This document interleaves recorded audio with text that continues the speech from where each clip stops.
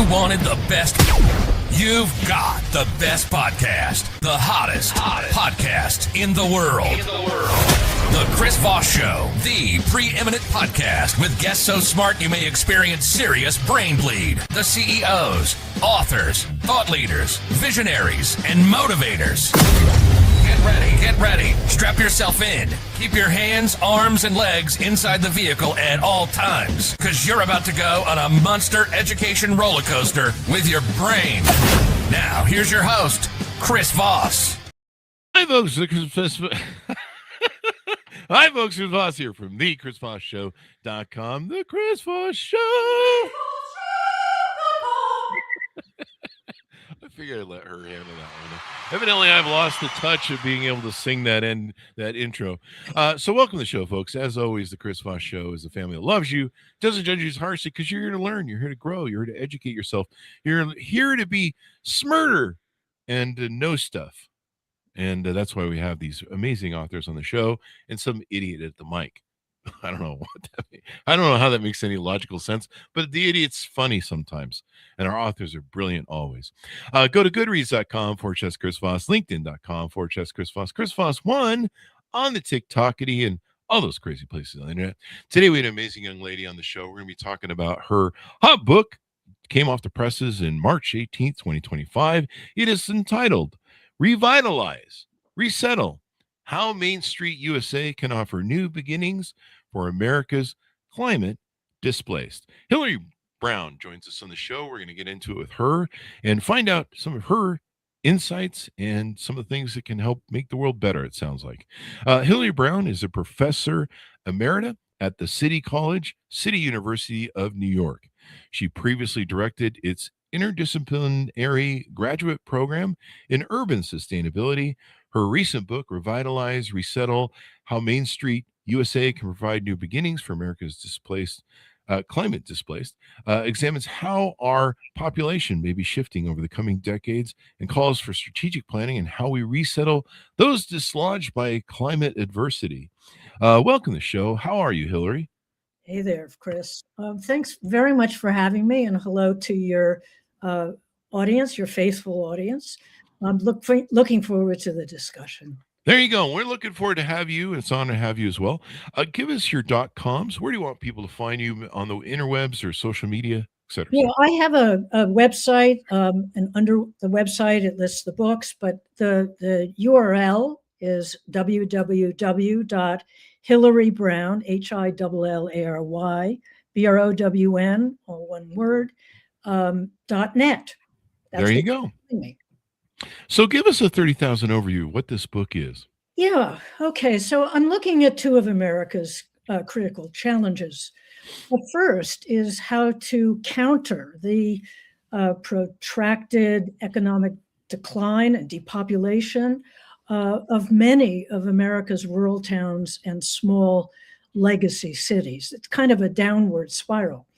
And then the second is an emerging reality, of course, thanks to increasing weather extremes, the coming mass displacement of Americans, both coastal and inland.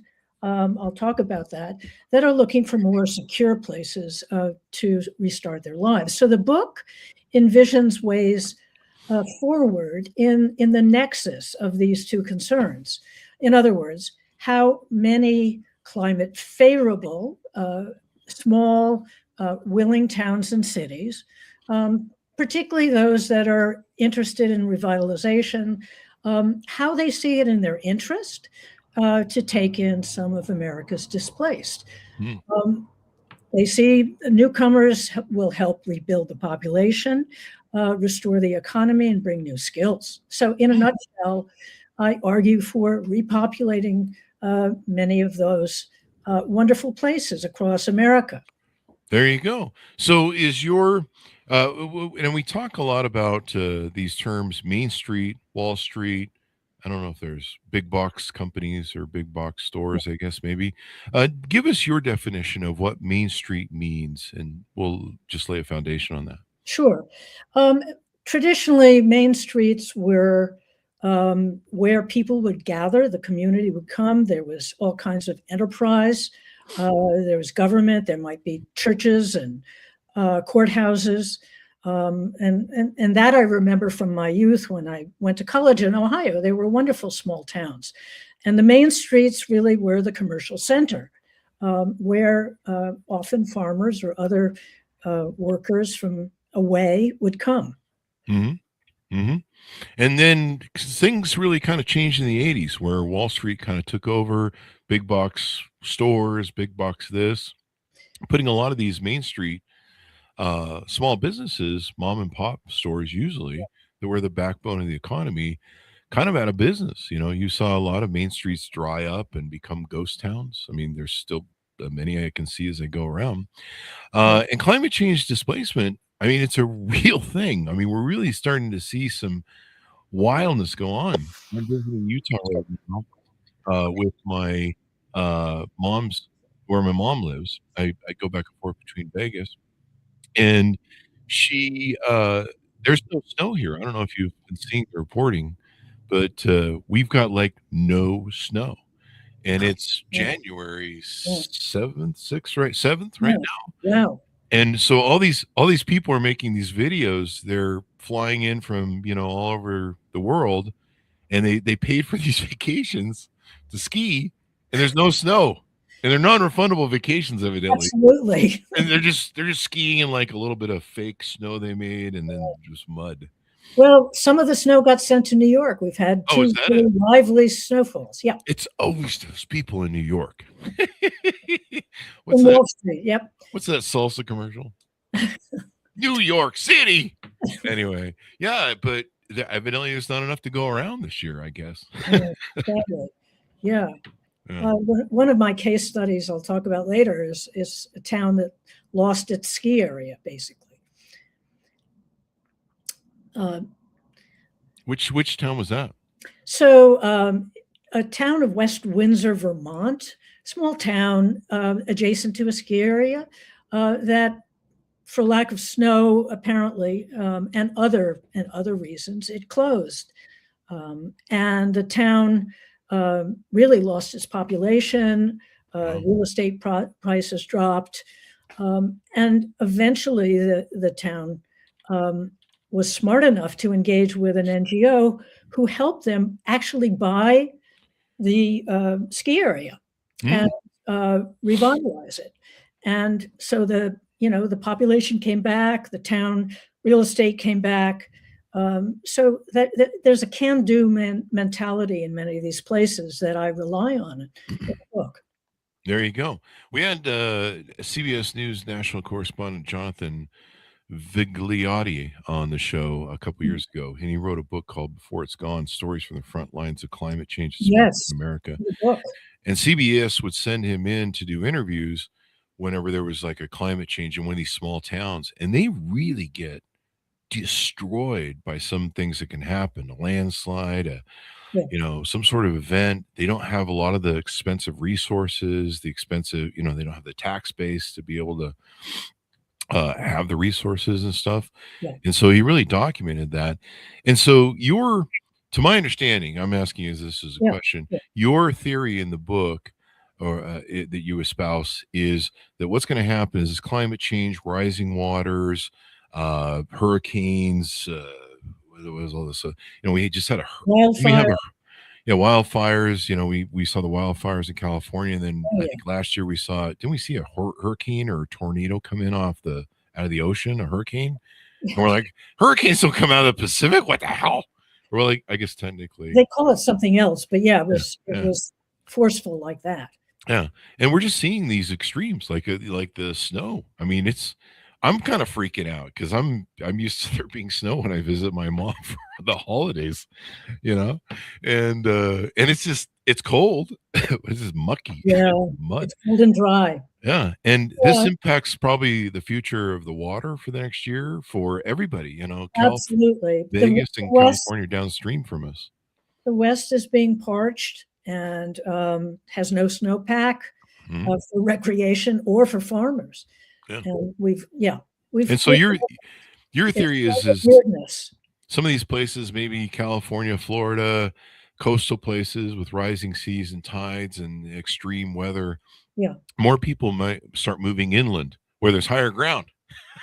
So is that the right assumption of? Well, that is, just to throw out some figures, by the turn of the century, we can predict anywhere from, 4 million to 13 million who have been displaced or dislodged by weather extremes. And that's just the coast. So you have inland riverine flooding, you have heat in the Southwest, and you have the Northwest wildfires. So it's coming at us, and it really suggests that we're going to have, some major population realignment by then, if not before. There you go. Yeah. There you go. And it would make sense. I mean, I would. Florida's a nice place, but I wouldn't want to live there with all the hurricanes and alligators. I'm kind of against alligators too, and crocodiles. Well, you and me both. Yeah. But, ironically, and I want to get this in, because in the last decade or so, the prior decade, Americans were moving to places that were considered at risk from climate. A lot of people moved to Florida, even though Floridians believe in climate change, or they know about it, but still people are pouring in. And then you've got people in Texas, in the hot and humid places. So counterintuitively, we're going in the wrong direction. Yeah, I mean, even Texas has horrible hurricanes, and Yeah. I don't know if they have tornadoes. Are they part of tornadoes? Well, Um, Oklahoma certainly does. yeah, the tornado alley and stuff. Yeah. And these things are going to do. So, is your pitch to is the book a pitch to small cities and Main Street USA type businesses to go? How can we maybe offer maybe benefits to move to our places, bring Sure. business back in, bring Absolutely. because that's some of these small towns that I see, when I'm driving or going through the landscape of America, you see these small towns and you're like, how the hell are they supporting themselves? Or sometimes like the Walmart's the number one employer in the town, or Yeah, and Walmart, by the way, I believe, or is it dollar stores, I think, are expanding oh yeah, at this point, and that, as you know, that displaces local commerce. oh yeah, and so I mean, do boards of city councils need to lead the charge on this? Yeah, Who's I taking the forefront? I do believe in local agency. I don't think you can impose from without. Mhm. They have to think about things like infill development or upgrades to their townscape that can lure new enterprises, and in particular, small and medium enterprises, which are really the lifeblood. They don't necessarily need a big manufacturing center. Hmm. Uh, they need diversity, and they also can improve their anchor assets, like their community centers or their libraries. And a lot of Hmm. these towns are doing this under their own steam. Oh really? Yeah. I Yeah. I can talk to some examples maybe later on, but If you want to give some now, I mean, now that we've put it on the table, yeah, let's go ahead and broach it. sure. Well, I think that I'll start with the town of Ord, Mhm. Nebraska. Mhm.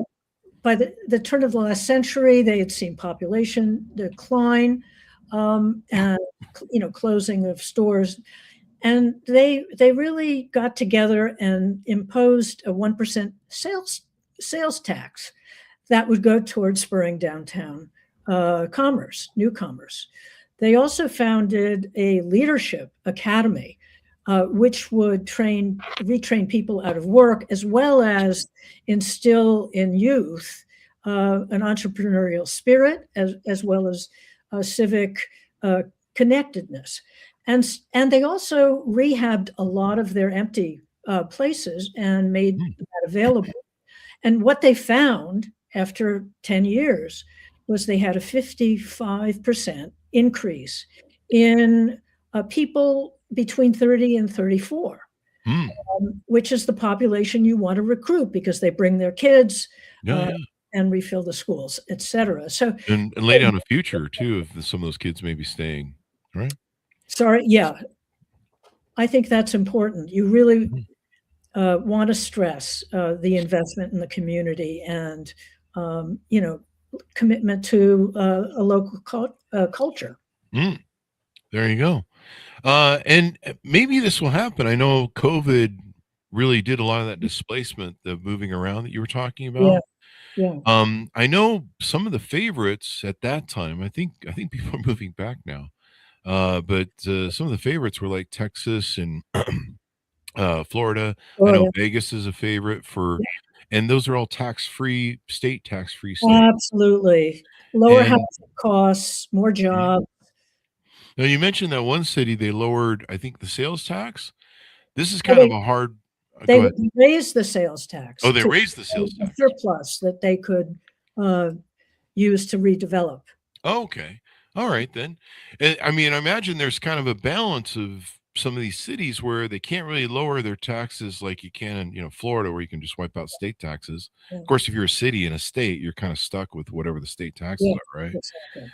And so somehow you have to create benefits and I know some city, or I think probably all cities at this point, they have a business development strategies and tax breaks they can Yeah. give businesses. Do you think those are healthy to give tax breaks to? Oh, absolutely. I Mhm. think that you have to rely on these tax credits, the tax incentives, something called tax incremental financing, Mhm. which creates some wealth to upgrade a district. There's historic preservation tax credits for many cities, and they're Yeah, using those. Um, so, yeah, we have to. Attract that private investment to these distressed communities. And tax credits are a great way to get developers. And in fact, we're seeing the real estate investment trusts to a large extent starting to invest in these climate safer areas, which we'll get into describing them.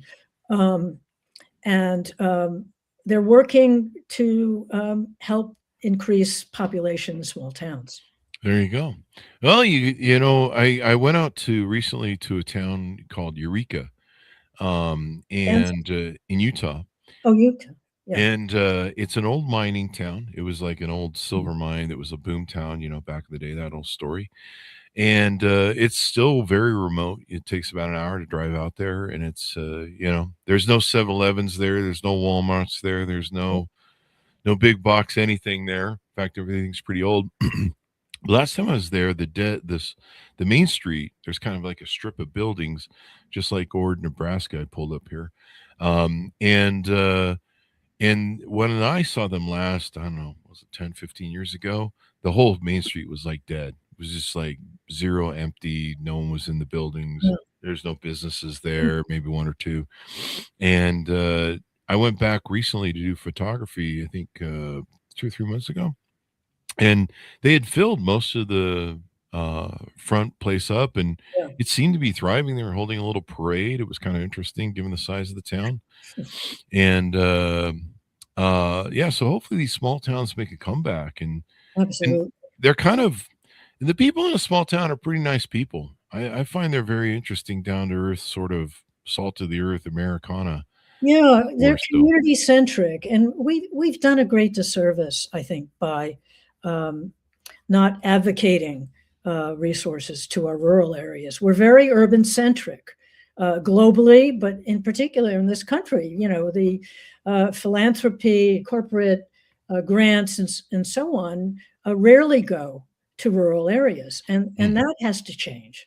I Yeah, think we really need a resurgence. We need to, find ways to finance it, and we need to depend upon the locals to decide themselves how they're going to do it. yeah. Uh, and probably, I guess, people in small towns need to maybe try and advocate, lobby, and do whatever they can to try and make their city more welcoming, get more people there. I don't know. I wonder if social media can help some small towns Yeah. where, I don't know Um, if that's a thing. So there was like Mount Morris is a tiny town in upstate New York, Mhm. less than 1,000 people, and they really had down at the Heels Main Street. So they worked with a county development group, Mhm. and they went out and they advertised to developers, and they got a fairly progressive developer come in, and he actually rehabilitated some 20 buildings on Main Street. Oh, wow. And he created new housing in the empty stories above the stores. And that's how he got his return on his investment from Wow. renting to people. So the town actually, had some incoming population, some retired farmers moved back into town. And he made some rules also about how the stores had to stay open certain hours, how they had to change their display windows. And all of this was about making Main Street thriving and attractive. Ah, yeah. I mean, if you go see, like I saw years ago, the dead, front Main Street, that you don't want to invest in that, and it's hard to be motivated to do something like that. So, cleaning that up and getting those shops at least filled with somebody, That's and I walked up and down the Main Street, went into shops and talked to people, and they were just the nicest folks. Very down home. They'd all talk to me. They're all welcoming. In fact, they were very welcoming. They were, they were like, "Hey, we're glad you're here. You got any money? Yeah, we got stuff to sell." And but that's the way the marketplace works in Main Street. yeah, yeah, But yeah, it's really relationship. I've often thought about doing we were actually do this before COVID, where we travel a lot. We used to travel a lot before COVID and do events and stuff. So we traveled to big events like CES show and stuff. And I always wanted to drive through the older cities and do my photography there, but also interview on a podcast made for it, uh, people in the small towns and ask them, hey, why do you still live here? Why do you live here? What's kept you from moving away? What do you love about this? What's the value of it? What's it like living in a town that's yeah, pretty cool. small? What's dating like here? There's like Right. there's like 100 people. Might be tough to be single. Well, they can widen their horizons a little bit. They can get in There their you go. car, but you're you're Yeah. you're absolutely right. It's things like the community connectedness and the culture of self-help and independence. They're proud of their lifestyle, basically. Mhm. Yeah. And unfortunately, we've kind of looked down on that or looked away from it. Uh-huh. Yeah. It's they have an interesting lifestyle and the way that they live and the way that they do stuff and everything else. Um and yeah, it's pretty interesting. Looks like my phone is malfunctioning here. We're going to shut that off. That is not even supposed to be doing that. It Okay. won't shut up. Um, What else the one thing I wanted to ask you about, we're evidently going to start flying really blind when it comes to climate. I don't know if I'm sure you've heard about the National Center for Atmospheric Research. They're trying to close it at our current regime at the White House there. Those of you watching, it's 2025. If you're watching this 10 years from now on YouTube, from your dystopian basement where the Terminator AI robots are ruling over us. So what are some of your thoughts on that, man? If we don't know how bad this climate change is getting, we got some problems because we're not going to see it getting worse because it is. we're without warning. We learned a lesson in Texas recently in the flood. Yeah. Unfortunately, what we're doing, for example, the insurance companies are canceling, home insurance Yeah. in vulnerable places. Real estate agents now are putting, climate zip codes where there's climate insecurity. Oh, And, wow. and so, yeah, we're seeing this slow change, which is going to, of course, speed up as climate change escalates, which it most certainly will be doing over the next several decades, unless we have some mighty about face. But that's neither here nor there. But I also want to call out, though, that there are a number of amazing NGOs who are in this space, who are working to undertake like place-sensitive local wealth building approaches. There's something called Main Street America.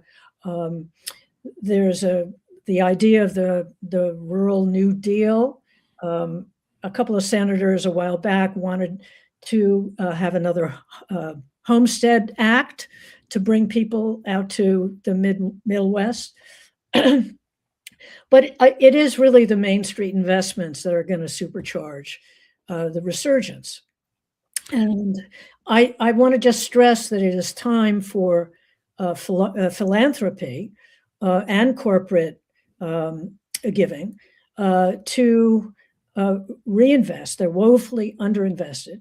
And to work together, all these different entities to coordinate and integrate their resources and build capacity in these small places to transform themselves.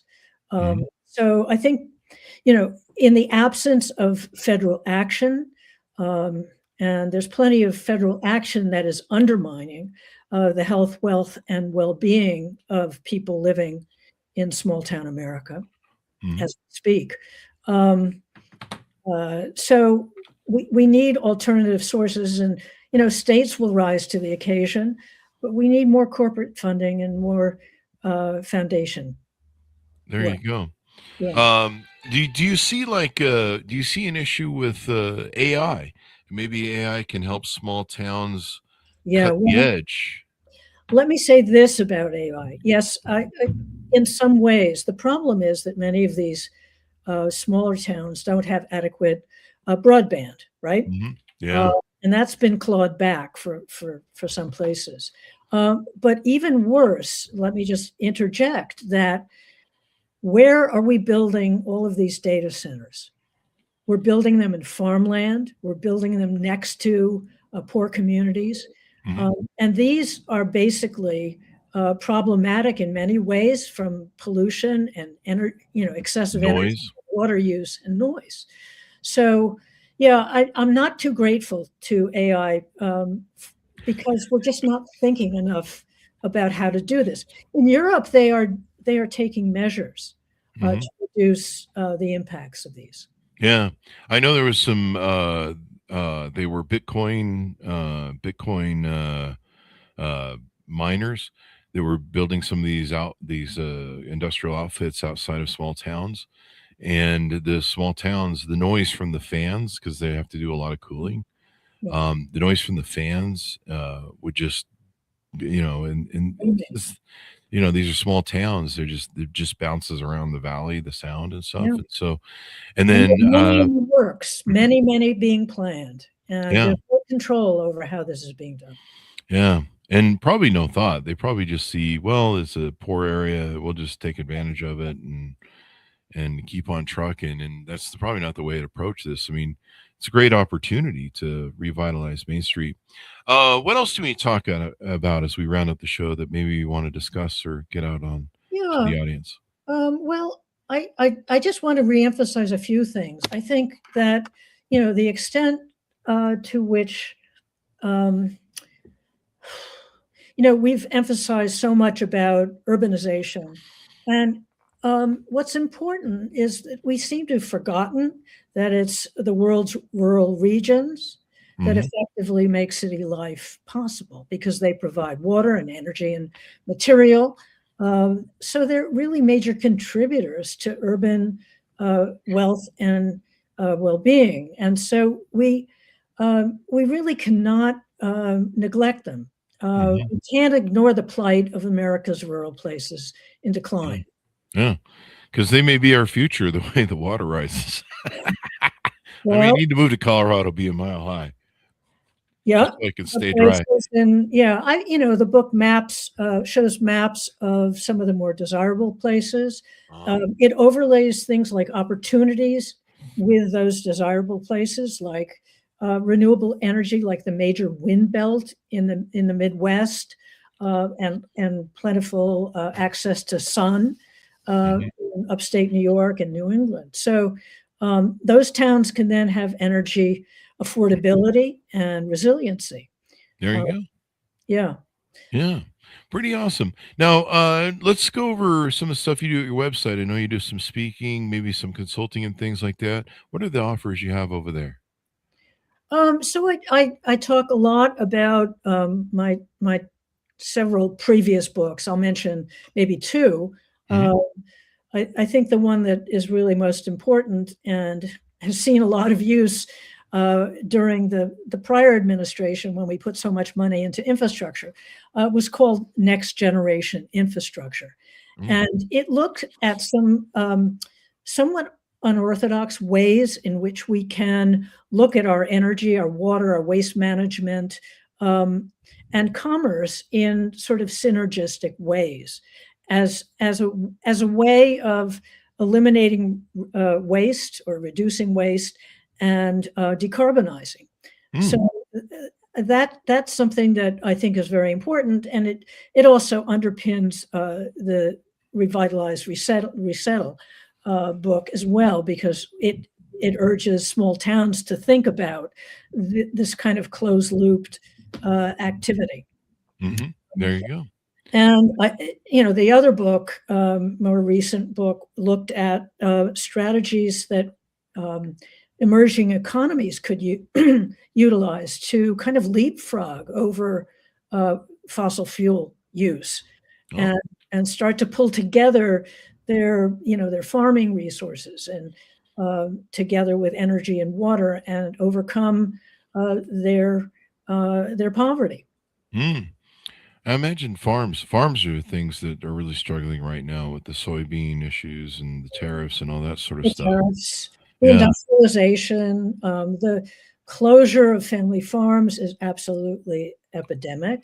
Yeah. And Um, it and affects our food costs and everything. It's amazing to me how many people don't connect that. Let's get rid of all the immigrants, and then we're like, why are grocery prices higher? yeah, Well, I absolutely. don't see a lot of Gen Z kids who are playing Xbox all day out in the fields picking those strawberries. For some reason, they don't want to do it. They want to be TikTok stars or some crap. Well, we've been really successful in the past when we brought in immigrants to some of these places, and now, of Mhm. course, we're sending them back home, and so we have vacancies in our meat industry, Mhm. our corn and soybean, and as you say, in all the varieties of food. Mhm. So that's not anything we need to tamper with, and on Mhm. top of that, we have water problems in much of the heartland as well. Yeah. Yeah. We can't have tacos get expensive, folks, because tacos are a vital part of our economy. At least in my belly, they are. Uh, so as we go out, give people, Hillary, a final pitch out to pick up your book and where they can contact you to learn more, Sure. your website, et cetera, et cetera. Yeah, well, I really, again, I would like to see us, in effect, rebalance America's prosperity map. And I think that some kind of a remix of our population can help achieve that. It can help strategically rejuvenate local economies, replenish school population. We have now the advent of remote work, so a lot of city Yeah. people can be employed in these smaller places. But importantly, I just want to emphasize the importance of this remixed population working together to build social capital, to learn trust and gain better understanding. And in that way, I think we can help to reduce uh, the urban-rural divide, and some of the resentment towards people in urban places. And I think that that's something we have to attend to, and I think it's an urgent call. Um, and we really should start planning now. Yeah. Now is the time to Yeah. to do It's it. very far away. There's When no time like now, but the things you invest in now are the things that will make a difference in the future. Yeah. And we don't know what the future holds. I mean, they're like Manhattan and parts of Florida could be fully underwater. The storms seem to be getting worse. I've never seen Utah with no snow. I mean, that's amazing. No, I've been there during snow season, and we have feet of snow. Oh yeah, it's hella ski. There's like 5 or 6 ski resorts here, at least in the state. Yeah. And I don't ski. I grew up in California on the beach, and I'm a beach kid. But it's too cold. But a lot of people love skiing, but it's just wild to see people making these videos. And they're like, well, my tickets were non-refundable, so I came on the vacation anyway, and now I'm skiing in mud. Yeah. It's just astounding. I mean, artificial snow. They're trying to do that artificial snow thing, and it isn't working very good. That's going to use up precious water that we need for the summer. So, and there you go. There you go. And we're not going to have water because we're not going to snow melt after this. So I don't know. Maybe it'll just snow like a whole lot in February at this pace. We'll just get like 50 feet of snow, and then we'll have other problems. Well, it's been wonderful to have you on, Hillary. Thank you for coming on the show. We certainly appreciate it. I thank you for having me, and I thank the audience out there for listening. And my website again is www.hillarybrown, 2 L's, Hillary Brown, 1 word, .net. So thank you very much, Chris. Appreciate it. Thank you. And thanks, audience, for tuning in. Order the book wherever fine books are sold. It is entitled Revitalize, Resettle, How Main Street USA Can Offer New Beginnings for America's Climate Displaced. And remote work is probably a really brilliant idea for them. I've often thought about if I ever moved again, I'd move someplace rural because I can do everything over the internet, but they have to have good internet. So that's really absolutely. There you go. Thanks so much for tuning in. Go to goodreads.com/Chris Voss, LinkedIn.com/Chris Voss, Chris Voss1 on the TikTokity and all those crazy places on the internet. Be good to each other. Stay safe. We'll see you guys next. You've been listening to the most amazing, intelligent podcast ever made to improve your brain and your life. Warning, consuming too much of the Chris Voss Show podcast can lead to people thinking you're smarter, younger, and irresistible sexy. Consume in regularly moderated amounts. Consult a doctor for any resulting brain bleed.